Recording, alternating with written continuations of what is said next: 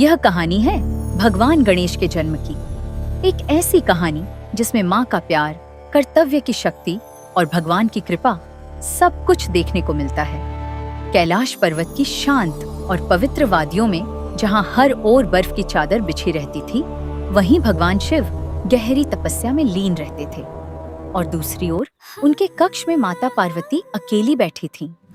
उस दिन पार्वती जी के मन में एक अजीब सी खालीपन की भावना थी।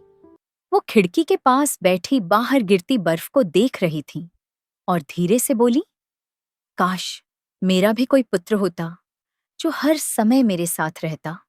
यही सोचते सोचते पार्वती के मन में एक विचार आया। उन्होंने अपने हाथों से पवित्र मिट्टी उठाई और उससे एक छोटे से बालक की आकृति बनानी शुरू की। बहुत प्यार और स्नेह से उन्होंने उस मिट्टी के रूप को आकार दिया, जैसे एक माँ अपने बच्चे को जन्म देती है। कुछ ही देर में वो आकृति पूरी हो गई। माता पार्वती ने मुस्कुराते हुए उस बालक में प्राण फूंक दिए और देखते ही देखते वो मिट्टी का बालक जीवित हो उठा।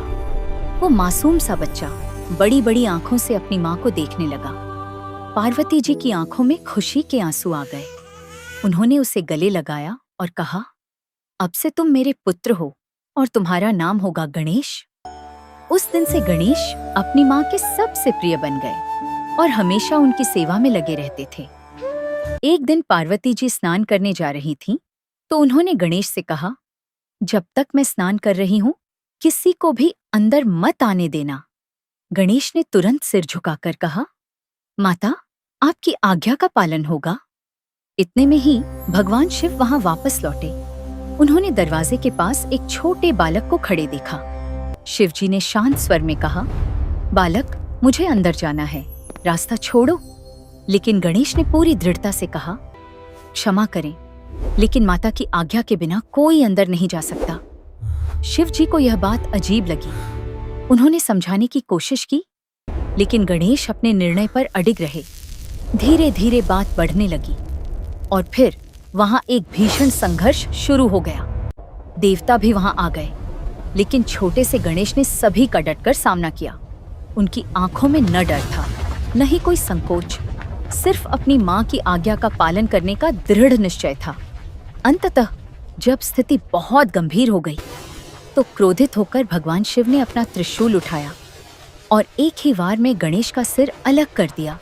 पूरा वातावरण अचानक शांत हो गया, जैसे समय थम सा गया हो। जब पार्वती जी बाहर आईं और उन्होंने अपने पुत्र को उस हालत में देखा, तो उनका हृदय टूट गया। उनकी आंखों में आंसू थे, लेकिन उस दुख के साथ साथ उनके अंदर भयंकर क्रोध भी जाग उठा। उन्होंने क्रोधित होकर कहा, अगर मेरे पुत्र को जीवित नहीं किया गया तो मैं इस पूरी सृष्टि का विनाश कर दूंगी। पार्वती जी का यह रूप देखकर सभी देवता भयभीत हो गए। तब भगवान शिव को अपनी भूल का एहसास हुआ।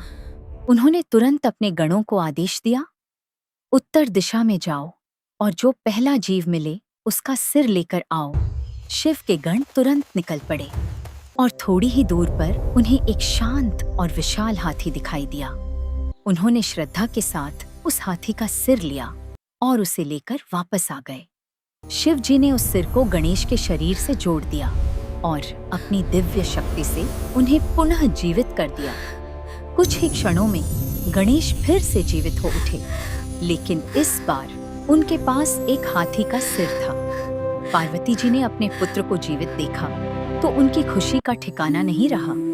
उन्होंने तुरंत उन्हें गले लगा लिया और तब भगवान शिव ने कहा, आज से तुम प्रथम पूज्य कहलाओगे। किसी भी शुभ कार्य से पहले सबसे पहले तुम्हारी पूजा होगी। इस प्रकार जन्म हुआ विघ्नहर्ता, बुद्धि के देवता भगवान गणेश का, और तभी से हर शुभ कार्य की शुरुआत गणपति बप्पा मोरया के जयकारे से होती है।